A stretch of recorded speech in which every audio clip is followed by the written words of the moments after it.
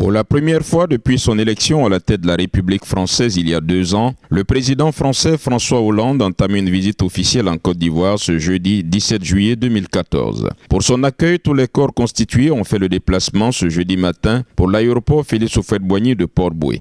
Le président de l'Assemblée nationale de Côte d'Ivoire, son Excellence M. Guillaume Kibafori Soro, est accueilli par le ministre des Affaires étrangères, M. Charles Kofi Dibi, à 6h30. 10 minutes plus tard, c'est le président de la République qui est accueilli par le président de l'Assemblée nationale de Côte d'Ivoire. Cette visite en Côte d'Ivoire du président Hollande est destinée à renforcer les liens économiques avec ce pays, dont la France est le premier partenaire commercial, avant une tournée au Niger et au Tchad, où il lancera le nouveau dispositif antiterroriste français au Sahel. Hollande a été accueilli sur le tarmac de l'aéroport Félix Houphouët-Boigny par son homologue ivoirien Alassane Ouattara. M. Hollande a tissé de bonnes relations avec son homologue ivoirien qu'il a reçu 4 fois à Paris depuis son élection il y a 2 ans.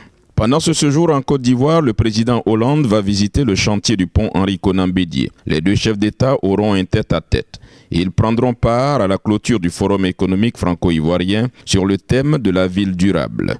Ils vont également échanger avec des chefs d'entreprise et signer des accords bilatéraux. Le vendredi 18 et le samedi 19 juillet 2014, la suite de la tournée africaine de M. Hollande au Niger puis au Tchad sera dominée par des questions de sécurité au moment où la France s'apprête à déployer une nouvelle force antiterroriste au Sahel baptisée Barkhane, forte de 3000 hommes et basée à N'Djamena.